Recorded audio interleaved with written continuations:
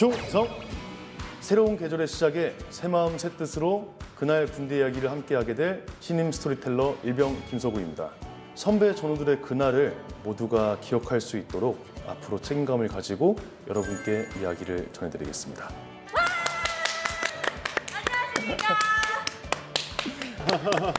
네, 그날 군대 이야기에 오신 걸 환영합니다. 감사합니다. 서혜원입니다. 안녕하세요. 스토리텔러 이혜성입니다. 네, 오늘 찾아온 손님은 국군 장병 여러분의 멋진 선배이자 뮤지컬 배우로 종횡무진하고 계시는 오종혁 씨입니다. 어서 오세요. 네. 서울 종로 한복판에 갑자기 바바리 코트를 입은 정체 모를 남자들과 우리 군경 사이에 총격전이 벌어진 건데요. 서울 한복판에서요? 내래 대통령 모가지 따라왔습니다. 2026년도 어느덧 네 번째 달에 접어들었는데요. 이제 본격적인 이야기로 들어가기 전에 질문 하나 드릴게요. 네. 4월 1일 오늘이 무슨 날인지 아세요? 4월 1일 만우절. 생일이세요? 제 생일은 8월 7일이고, 아, 네, 제 생일은 기억하겠습니다. 감사합니다. 제 생일은 아니지만 뭔가가 탄생한 날은 맞습니다. 오늘 주제에 관한 힌트를 드리기 위해서 제가 선물을 하나 준비했어요. 저에게? 네, 4월이니까. 그럼 한번 여기 한번 서 주시겠어요? 네, 감사합니다. 네, 선물이니까 눈도 한번 감아주시고. 네. 저는 뭐 금 이런 거. 자, 입어보시겠어요? 옷인가요? 네. 아, 제가 옷 없는 거 어떻게 하시고. 감사합니다. 네. 우와, 너무 예쁜데요? 잘 어울리시네요. 네, 이거 안에도 이게 어머 이게 뭐예요? 이게 다 뭐예요? 이게 선물이라고요? 이 옷의 주인이 이런 말을 했습니다. 대통령 모가지 따라왔습니다. 근데 제가 하니까 조금 어색하죠? 이거는 종혁 씨가 오늘 한번 연기를 해주시면 좋을 것 같아요. 제가 한번 그러면 제대로 한번 해보겠습니다. 내래 대통령 모가지 따라왔습니다. 뭐가지요? 이 말은 한국에 온 사람이 한 말이에요. 그리고 바로 이 한마디가 이 한마디는 대한민국의 새로운 뭔가를 탄생시켰습니다. 누가 그런 말을 했어요? 그럼 지금부터 이 말을 누가 왜 하게 됐는지 그 사건이 일어난 그날로 시간을 돌려보겠습니다. 때는 1968년 1월 21일. 저녁 9시 40분경 대학 입학시험 전날이자 설 연휴를 약 일주일 앞둔 일요일입니다. 평화롭게 고요하던 서울 종로 한복판에 갑자기 깜짝이야. 이렇게 총성이 울려 퍼집니다. 바바리 코트를 입은 정체 모를 남자들과 우리 군경 사이에 총격전이 벌어진 건데요. 서울 한복판에서요? 네, 바바리 코트를 입은 그들은 바로 북한에서 침투한 무장 공비들입니다. 무장공비 그거 말로만 들어봤어요. 그쵸. 이 무장 공비들은 자하문, 그러니까 현재 창의문을 통과하려다 경찰의 불심 검문에 걸렸는데요. 청와대 바로 뒷산 아닌가요? 맞아요. 이 충격적인 사건의 주인공은 바로 김신조. 중심으로 향할 소리 청와대 내비는 박정희 대통령을 모아따를 거하고 그 다음에 부스파에 있는 주요한 간부들을 총살할 부짐으로 받았습니다. 와, 공개적인 자리에서 저런 말을 했다고요? 보는 사람들 전부 진짜 소름 끼쳤겠다. 네, 무장 공비 중 유일하게 생포된 인물인 김신조의 이름을 따서 이날의 사건을 일명 김신조 사건이라 부르는데요. 정확한 명칭은 121 청와대 습격 미수 사건입니다. 관도 크네요. 청와대까지 와요? 이 무장 공비들은 누구이고 어떻게 청와대 코앞까지 오게 된 건지 시간을 조금 더 앞으로 돌려 사건의 전말을 알아보겠습니다. 청와대 습격 사건 4일 전인 1월 17일 자정 무렵 31명의 젊은이들이 기관단총, 권총, 수류탄, 단도 등으로 무장을 하고 북한군 최남단 민경초소가 있는 연천군 매현리에 모여듭니다. 왠지 일반 군인들은 아닐 것 같은데. 예리하시네요. 네, 이들은 북한 민족보위성 정찰국 산하의 최정예 특수부대인 124 군 부대원들입니다. 김신조 일당은 침투 보름 전부터는 섬뜩한 준비를 하는데요. 누굴 죽이는 훈련이에요? 네, 맞습니다. 청와대와 내부 구조가 똑같은 건물을 만들어 놓고 어떻게 침투할 것인지, 어디서 총을 쏘면 가장 빠른지, 몇 초 안에 임무를 끝낼 수 있는지를 계산하며 모의 침투를 반복하죠. 거사를 치를 디데이는 1월 21일 일요일 저녁 8시. 일요일 저녁. 디데이를 그날로 잡은 이유가 있나요? 그날은 대학 입시 전날이고 며칠 후엔 설이었거든요. 사람들의 관심사가 좀 다른 데로 쏠려서 아무래도 주의 일에 조금 무신경하겠죠. 무엇보다 그들의 최종 목표인 대통령이 일요일엔 외부 일을 하지 않고 청와대 관저에 머물 거라고 판단한 겁니다. 그럼 지금부터 이 공비들의 침투 과정을 따라가 보겠습니다.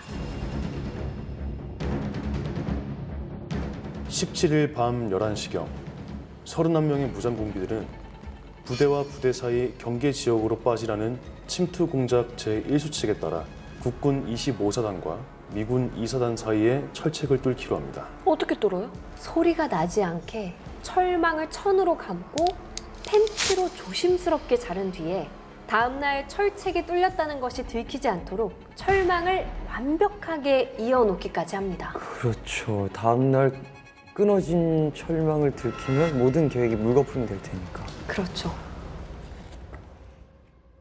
그리고 다음 날인 1월 18일 밤 10시경 꽁꽁 언 임진강을 건너는데요. 강 위에 쌓인 눈이랑 구분이 되지 않게 머리에 흰 붕대를 감고 위장용 흰 모포로 몸을 감싼 뒤 오리걸음으로 조금씩 이동해 300m를 들키지 않고 건너는 데 성공합니다. 오리걸음으로 300m를 와, 그거 얼마나 훈련을 했을까요? 그렇게 성공적으로 임진강을 건넌 31인은 빠른 속도로 파주 파평산을 거쳐 19일 새벽 5시에 파주 삼봉산에 도착합니다. 새벽 5시요? 밤새 이동한 거예요? 네. 이들은 저녁 9시부터 다음날 새벽 5시까지 어두울 때만 이동하는 게 철칙이거든요. 그렇죠. 낮에 움직이면 사람들이랑 마주칠 수도 있으니까 들키지 않으려고 밤에만 움직인 거죠. 아니 근데 들켰어요. 들켰어요? 삼봉산에 도착해서 수경지를 마련하고 쉬고 있는데 오전 10시쯤 나무를 하러 온 우씨 사형제와 마주치게 됩니다. 세상에. 벌벌 떠는 우씨 사형제를 가운데 두고 그들은 북한 당국에 무전을 칩니다. 민간인을 만나 동선이 노출됐으니 작전 지속 여부를 물으려 한 거죠. 그 나무꾼들을 만났는데 어떻게 했으면 좋겠습니까? 상부의 결심을 바랍니다. 잠시 후 북측에서 답이 옵니다. 없애버리라고 답이 왔어요? 쥐도 새도 모르게 죽여라. 답신이 오긴 왔는데요. 예상치 못한 문제가 발생합니다. 문제요. 담당자가 그 답신을 못 읽는 거예요. 어? 왜 못 읽어요? 원래 이런 연락은 난수라고 해서 무작위로 이뤄진 숫자 암호로 암호 해독을 하는데요. 그걸 다 외울 수가 없으니까 보고 해석할 수 있는 난수표라는 걸 가지고 다니거든요. 아, 답안지, 해설집 이런 네. 거예요? 그런데 무선 담당자가 그 난수표를 안 가지고 온 거예요. 학교 가는데 책 안 가지고 간 거랑 똑같네요, 그거? 어마어마한 임무를 띄고 왔는데 그걸 놓고 왔다고요. 이후에 우리 중앙정보부에서 해독해보니 답신은 네 네 글자였습니다. 글자였어요. 아무도 즉각 사살? 처리하라? 원대 복귀. 작전을 취소하고 복귀하라는 거였어요. 아, 그때 난수표만 있었어도 그러면 121 사건은 없는 거잖아요. 하긴 이 특수작전들은 기밀 유지가 최우선인데 민간인한테 발각됐으니 작전을 당연히 취소하는 게 맞겠죠. 네. 하지만 이것을 알 리가 없는 31인의 공비들은 고민하기 시작합니다. 나무꾼들을 죽일 것인가? 살릴 것인가. 결국 거수로 정하기로 하는데 투표 결과는 13대 18. 뭐가 18이었어요? 다행히도 살리자는 쪽이 다수를 차지했습니다. 다행이다. 저녁이 되자 공비들은 만약 신고하면 다시 돌아와서 가족을 몰살하겠다는 무서운 협박과 함께 우씨 사형제를 풀어줍니다. 아, 저는 걷지도 못했을 것 같은데요. 빨리 가서 신고해야죠. 당연히 그랬습니다. 집안 어른들은 우씨 사형제를 데리고 곧장 파출소로 가서 신고를 하는데요. 이때가 1월 19일 밤 9시경. 이 용감한 선택이 공비들의 청와대 습격 계획을 흔드는 결정적인 전환점이 됩니다. 보고를 받은 군에서는 즉시 이동로에 병력을 배치합니다. 그런데 공비들이 지나갔다는 흔적만 있을 뿐 그들은 찾을 수가 없었는데요. 어디 숨어 있어요? 침투로를 바꾼 건가요? 공비들은 20kg이 넘는 완전 군장을 하고도 시간당 무려 10에서 12km라는 빠른 속도로 산길을 이동한 거죠. 우리가 런닝머신 12로 두고 뛰는 거를 한번 상상해 보세요. 그것도 완전 군장을 한 채 산길을 말이에요. 그거는 대한민국 특수부대도 가능합니다. 사실 저희도 완전 군장을 한 상태로 심지어 저희는 머리에다가 200kg가 넘는 고무보트를 머리에 올려놓고 그거를 6명이서 한 팀이 돼서 올려놓은 거예요. 네. 그 상태로 50kg를 해가 떨어지고 나서부터 해가 뜨기 전까지 50km를 주파를 해야 돼요. 50km요? 네. 마라톤보다 더 긴 거네요. 네, 심지어 저희는 그때 이미 5일째 잠을 안 잔 상태로 무수면 상태로 그 훈련을 합니다. 역시 대한민국 특수부대 최고로 멋집니다. 하지만 당시 국군은 산길에서는 시간당 평균 7에서 8km 속도로 훈련해야 되었거든요. 그래서 그 속도로 계산을 해서 차단선을 세우다 보니 공비들이 이미 지나간 뒤였던 거죠. 그러는 사이 31명의 무장 공비들은 빠른 속도로 산길을 따라 남아 있습니다.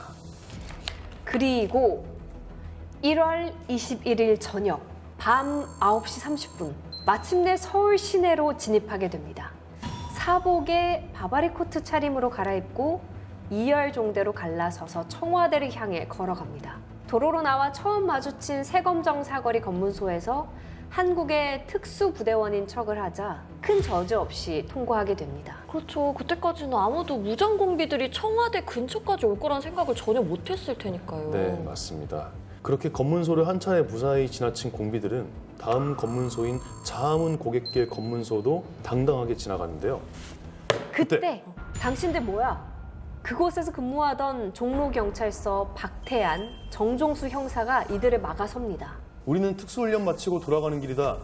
소장한테 알렸는데 아직 아무 얘기 못 들었나? 오, 진짜 뻔뻔하다. 그 찰나 박태안 경사가 한 공비의 코트 사이로 뭔가를 발견합니다. 뭔데요? 코트 사이로 반짝이는 그것은 바로 총구였습니다. 총구였습니다. 형사들은 이 사람들이 신고된 공비들이라는 걸 직감하죠. 근데 형사 2명이 공비들을 막아서기에는 역부족 아니에요? 네, 맞습니다. 더군다나 두 형사는 총 한 자루도 없는 상태였어요.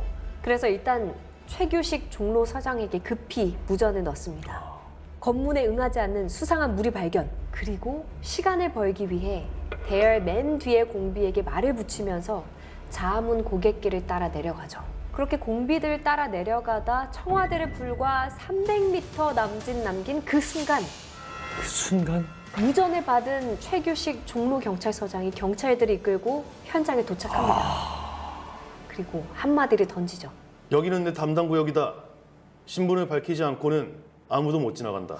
최 서장과 공비들은 실랑이를 벌이며 팽팽하게 대치하는데요.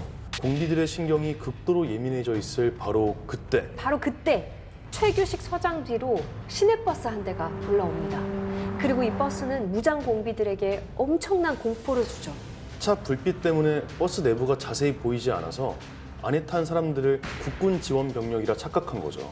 그때 놀란 공비 한 명이 외투에서 총을 꺼내 앞을 막고 있던 최 서장을 향해 기습 사격을 가합니다. 가슴에 3발의 총을 맞은 최규식 서장은 그 자리에서 숨을 거둡니다. 이때가 밤 10시 15분경 121 사건의 첫 희생자가 생긴 순간입니다. 그리고 갑작스러운 상황에 당황한 공비들은 총성이 나자마자 경찰들을 향해 사격을 가하고 군 지원 병력이라고 착각한 버스에 수류탄을 던집니다. 버스에 타고 있던 사람들은 괜찮아요?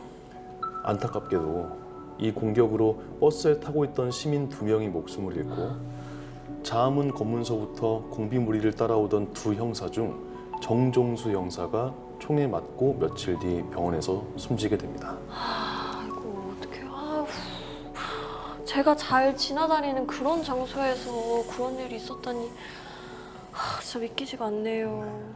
총격전이 벌어지고 얼마 지나지 않아 군부대가 현장에 투입되는데요. 무장 공비들은 도망자 신세가 돼서 북악산과 자아문고개, 경북고등학교 후문 쪽으로 뿔뿔이 흩어지죠. 약 4시간 뒤인 1월 22일 새벽 2시경 새검정 계곡 근처를 수색하던 우리 군인들이 바위 틈에서 수상한 그림자 하나를 발견합니다. 그리고 상대의 정체를 확인하기 위해 암구호를 외치죠. 피아노. 설마 암고까지 알고 있어요? 아니요. 아무 대답이 없었습니다.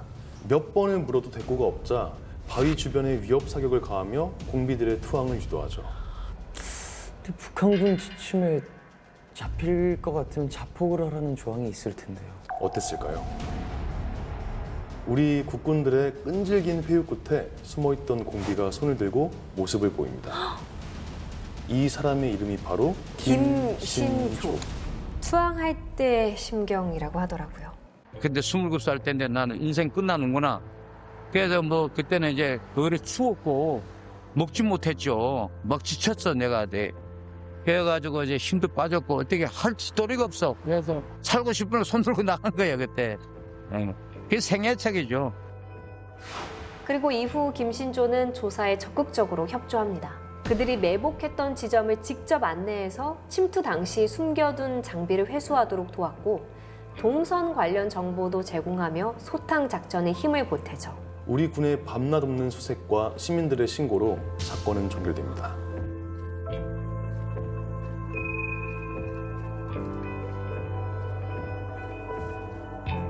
하지만 안타깝게도 우리 측 인명 피해도 상당했는데요. 공비 소탕을 위해 목숨을 바친 우리 군인과 경찰분들 그리고 희생된 무고한 시민들에게 깊은 경의와 애도를 표합니다. 1.21 청와대 습격 미수 사건, 일명 김신조 사건은 이렇게 마무리됩니다. 여기서 퀴즈 하나 드리겠습니다. 이 사건으로 대한민국에 새로운 시스템이 많이 생기는데요. 짐작가시는 게 있나요? 뭔가 수상한 사람을 구분할 수 있는 시스템 같은 게 생기지 않았을까요? 네. 정답입니다. 일단 어디서든 신분을 확인할 수 있게 주민등록증 제도가 전면 시행되고 군복무 연장, 을지 연습과 유격 훈련, 천리 행군 등도 이때 생기게 된 거죠. 그리고 이런 무장 공비들이 언제 어디서 나타날지 모르잖아요. 그래서 내가 사는 마을과 내 일터는 내가 지킨다는 모토로 예비군. 맞습니다. 1968년 4월 1일에 향토 예비군이 창설되는데요. 58년 전 바로 오늘이죠. 주위 동기나 선후배들이 예비군 훈련 가는 거 많이 봤는데 이런 뒷얘기가 있는지 전혀 몰랐어요. 사실 좀 부끄럽고 창피한 이야기지만 예비군 훈련을 받으면서도 왜 굳이 이걸 또 이 훈련을 받아야 하나 뭐 이렇게 생각한 적도 있었고 하지만 오늘 이렇게 생긴 유래와 이 과정들을 알고 나니까 대한민국에는 없어서는 안 돼 정말 중요하고 필요한 그런 전력이라는 걸 알게 됐습니다. 오늘은 예비군 창설의 결정적 계기가 된 1.21 청와대 습격 미수 사건에 대해 이야기를 들려드렸는데요. 그날의 이야기를 듣고 오늘 어떤 질문이 떠오르시나요? 지금 내가 누리는 이 평범한 하루는 우리 국군, 예비군 분들의 희생과 노력으로 주어진 거라는 걸 느꼈고 그들의 희생과 노력에 진심으로 감사한 적이 있나라는 질문을 하게 되네요. 국가의 안보는 어떠한 특정한 직업군의 일이 아니라 시민 모두의 책임이라는 사실을 새삼 다시 한번 느끼게 됩니다. 그러면서도 제 자신에게는 이런 질문을 던지고 싶네요. 나는 필요할 때 나설 준비가 된 사람인가? 국군, 예비군 분들 정말 감사합니다.